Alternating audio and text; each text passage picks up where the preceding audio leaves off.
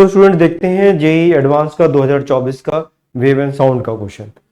तो ये क्वेश्चन थोड़ा मॉडरेट कैटेगरी में हम कह सकते हैं, इसको रखा जा सकता है मॉडरेट कैटेगरी का। थोड़ा सा कैलकुलेशन वगैरह है, थोड़ा सा दिमाग लगाना पड़ेगा। तो पढ़ लेते हैं पहले क्वेश्चन क्या कह रहे हैं। The two uniform string of mass per unit length mu and 4 mu. तो इसकी जो डेंसिटी है वो म्यू है और इसकी 4 म्यू है।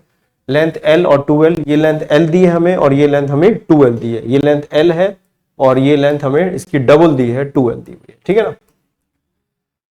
आर ज्वाइंटेड एट ओ, ये ओ पर क्या है, इनको ज्वाइंट किया गया। Tied at the two fixed and P and Q as shown in figure. The string is under the same tension. दोनों साइड टेंशन कैसी है, बराबर। इधर भी टेंशन टी है, इधर भी टेंशन टी है। If we define the frequency we not, इन्होंने फ्रीक्वेंसी डिफाइन कर दी which is 1/2l root over T by mu. तो हमें मालूम है ये जो T by mu standard form में लिखा, ये टी बाई म्यू जो है ये वेलोसिटी होती है, velocity of wave in a medium. तो पूछ रहे हैं कि कौन सा इसमें इज और आर करेक्ट है। तो ये मल्टीपल चॉइस का क्वेश्चन है, मोर देन वन इसमें क्वेश्चन जो है वो करेक्ट हो सकते हैं, ऑप्शन हमारे करेक्ट हो सकते हैं, ठीक है। तो अब जरा हम लोग इसको देखते हैं, इसके ऑप्शंस क्या क्या दिए हुए हैं और फिर हम लोग इसको चेक करते हैं कि क्या कंडीशंस पॉसिबल हो सकती हैं, ठीक है ना। तो पहले कह रहे हैं when a node at O, वो कह रहे हैं कि ए पे नोड बने, the minimum frequency of vibration of the string is V naught. तो ये वैल्यू वी नॉट के बराबर होगी। तो भाई अगर ये इस पे नोड बननी है तो यहां पर तो नोड बनेगी, यहां पर भी हमेशा नोड बनेगी। तो ये हमें नहीं पता कितने लूप्स बनेंगे, तो इसमें कितने भी लूप्स बन सकते हैं। ऐसे अगर हम कुछ भी बनाए तो इसमें कुछ इस तरह से आप कुछ लूप्स बना सकते हो। हमें नहीं मालूम कितने लूप बनेंगे, तो इसमें मान लेते हैं कुछ p नंबर ऑफ लूप्स बनते हैं और इसमें भी कुछ लूप्स बनेंगे, लेकिन इसके नंबर ऑफ लूप्स कुछ अलग हो सकते हैं। ऐसा हो सकता है भाई, ठीक है ना, इसके लूप्स अलग हो सकते हैं। तो मान लेते हैं इसमें q नंबर ऑफ लूप्स बन रहे हैं, ठीक है ना। इसको हम कहते हैं pth मोड ऑफ वाइब्रेशन, ठीक है ना। तो pth mode of vibration, p जो है वो जितने भी नंबर ऑफ लूप्स बनते हैं वो लिख लिया इसमें p और इसमें q लिख लिया।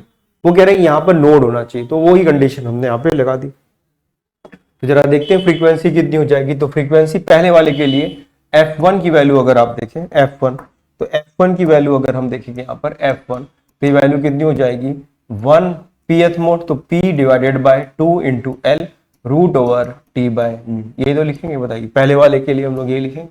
देखिए ये टी, इसमें टेंशन तो सब में बराबर है, ये म्यू है और ये एल है, तो वही लिख दिया। यही फॉर्मूला हम लोग यूज करते हैं। और कितने मोड बन रहे हैं, pth मोड है, तो यही हमने यहाँ पर यूज कर लिया, ठीक है। दूसरे वाले के लिए देखते हैं, f2 लिख लेते हैं। इसमें कितने थे q, इसकी लेंथ कितनी है 2l, t बाय कितना था ये 4। देखिए जो वैल्यू लिखी है वैसे लिखते चले जा रहे हैं हम लोग, और कुछ नहीं किया। ये 4 म्यू दिया था, इसका 4 म्यू दिया हुआ है, देखिए 4 म्यू दिया हुआ है, टेंशन दोनों में सेम है, तो t बाय 4 म्यू कर दिया। और इसमें टोटल नंबर ऑफ लूप्स बन रहे हैं q, और टोटल लेंथ यहां से यहां तक की कितनी है 2l, तो वही हमने यहां पर इसमें बस मेंशन कर दिया। अब क्योंकि दोनों सेम फ्रीक्वेंसी पर है, एक ही साथ बजाए जा रहे हैं दोनों की फ्रीक्वेंसी कैसे होनी चाहिए, सेम होनी चाहिए। तो फ्रीक्वेंसी आप इक्वेट कर दीजिए दोनों की। तो फ्रीक्वेंसी जब आप इक्वेट करेंगे तो यहां पर वैल्यू कितनी बचेगी, ये आपके पास आ जाएगा p बाय, ये p बचेगा, इधर p, इधर आप देखेंगे तो t बाय म्यू और t बाय म्यू से कैंसिल हो जाएगा, ये आ जाएगा q बाय 4, ये 2l से कैंसिल हो जाएगा, 4 आ जाएगा। तो ये वैल्यू आ गई हमारे पास, p बाय q की वैल्यू कितनी आ गई 1/4 आ गई। तो फंडामेंटल क्या होगी कि p की वैल्यू 1 हो जाए और q की वैल्यू 4 हो जाए। तो फंडामेंटल का मतलब हो गया कि p की वैल्यू 1 हो जाए और q की वैल्यू 4 हो जाए। तो इसका मतलब वो अगर हम इसको देखें यहाँ पर, तो आप इसको ऐसे देख सकते हो कि p वाले में एक ही लूप बने और इधर वाले में 4 लूप बन जाए। इसमें कितने लूप बन जाए, 4 लूप बन जाए।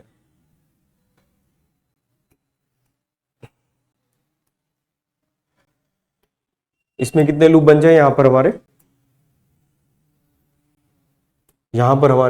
कितने लूप बन जाए, 4 लूप बन जाए, ठीक है ना। इस तरह से बन जाए यहाँ पर। तो ये वाला पॉइंट हमारा कौन सा था, ये वाला पॉइंट P, ये O और ये Q। तो ये वैल्यू होगी P, ये पॉइंट आ गया हमारे पास O और ये वाला पॉइंट आ गया 4। तो 1 2 3 4 लूप इधर बन रहा है और एक सिंगल लूप इधर बन जाए। ये तो मतलब हुआ इसका। तो ये मतलब अब तो यही आंसर हो जाएगा हमारा। तो कितनी वैल्यू हो जाएगी, तो p की वैल्यू अगर हम 1 पुट कर दे तो आंसर आ जाएगा। तो p की वैल्यू जैसे आपने 1 पुट करी तो 1/2l root over t by mu, और ये वैल्यू किसके बराबर है, v नॉट के बराबर है। तो आंसर ए हमारा ऑप्शन जो है वो बिल्कुल करेक्ट हो गया। ए आंसर हमारा क्या हो गया, करेक्ट हो गया। तो फर्स्ट ऑप्शन तो हमारा इसमें करेक्ट है।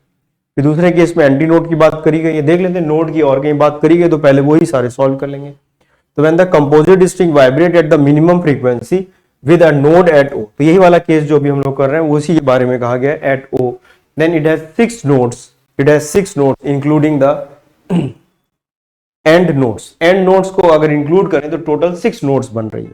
इंक्लूड है, देखिए ये इंक्लूड लिखा हुआ है, एक्सक्लूड नहीं है, इंक्लूड क्या है, तो कह रहे हैं 6 नोड्स बन रही है।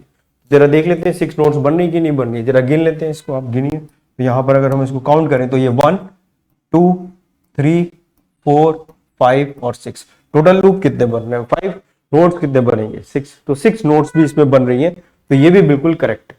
तो ये सी ऑप्शन भी हमारा पूरी तरह से करेक्ट होता है, इसमें भी कोई दिक्कत नहीं है।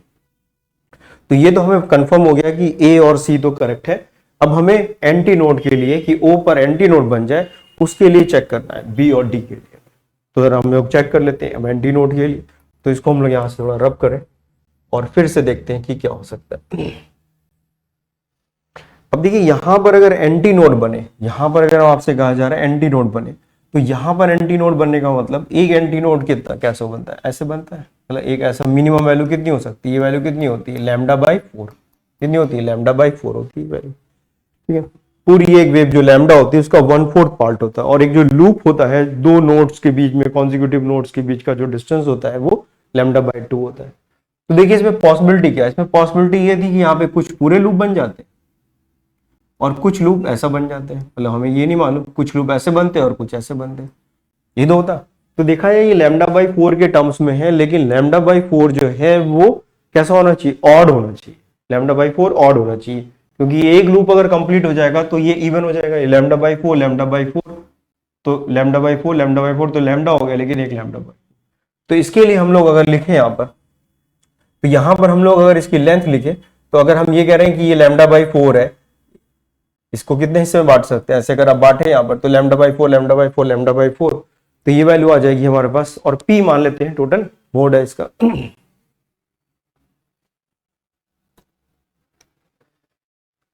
तो इसको हम लोग लिख सकते हैं 2p-1 λ/4, ठीक है। फर्स्ट मोड अगर हम आपसे कहें तो ये होना चाहिए p माइनस, p की वैल्यू अगर आपने 1 पुट कर दी यहाँ पे तो 2-1 λ/4 हो गया। इसका मतलब है कि एग्जैक्टली ये ऐसे बन जाए। p की वैल्यू अगर आपने 2 पुट कर दी तो ये 3 हो जाएगा। इसका मतलब है एक लूप पूरा बनेगा, एक लूप पूरा बनेगा और फिर इतना लूप और बन जाएगा, यहाँ पर ऐसे बन जाएगा, ये मतलब हुआ। तो ये λ/4 के इतने नंबर ऑफ लूप्स अगर बन रहे हैं और ये किसके बराबर होना चाहिए, लेंथ इस L के बराबर होना चाहिए, किसके, L के बराबर होना चाहिए। तो यहां पर हम लोग इसको कितना लिख देंगे, this is equal to L, ये L लिख दिया। दूसरे केस में हम लिख लेते हैं यहाँ पे 2q-1 और यहाँ पर λ'/4 और ये हो जाएगा 2L। दूसरी वाली स्ट्रिंग के लिए देखेंगे, अगर आप दूसरी वाली स्ट्रिंग के लिए देखें, अगर आप इस वाली स्ट्रिंग के लिए देखिए, इस वाली स्ट्रिंग में, तो इस वाली स्ट्रिंग में जो वेवलेंथ है, यहाँ पे वेवलेंथ मान लेते हैं कुछ लैम्डा है, यहाँ पे वेवलेंथ मान लेते हैं कुछ लैम्डा डैश है, क्योंकि स्पीड चेंज हो गई है। स्पीड चेंज होने की वजह से वेवलेंथ में भी चेंज हो जाएगा, क्योंकि फ्रीक्वेंसी सेम है। तो v is equal to F lambda के हिसाब से यहाँ वेवलेंथ में चेंज हो गया। तो अभी फिलहाल लिख लेते हैं कि लैम्डा डैश हो गई, और यहाँ पर भी कुछ इसी तरह से लूप बन रहे होंगे, यहाँ से ऐसे कंप्लीट होगा और बाकी के लूप इस तरह से कंप्लीट हो जाएंगे यहाँ पर।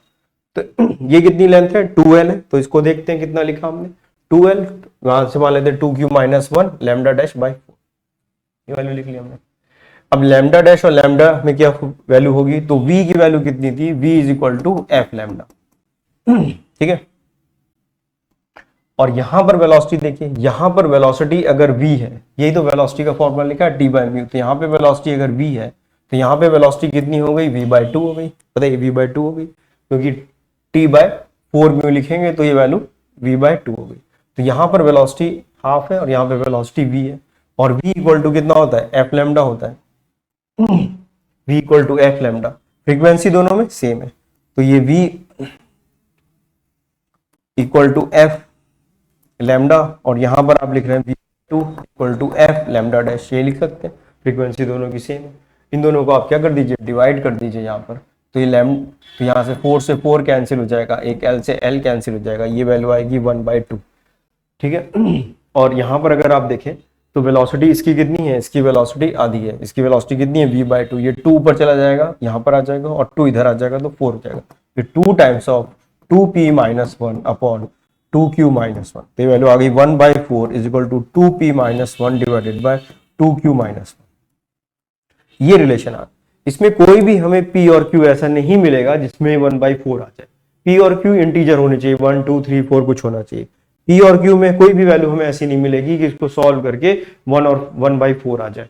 तो इसका मतलब है कि ये केस हमारे लिए पॉसिबल नहीं है किसी भी तरह से।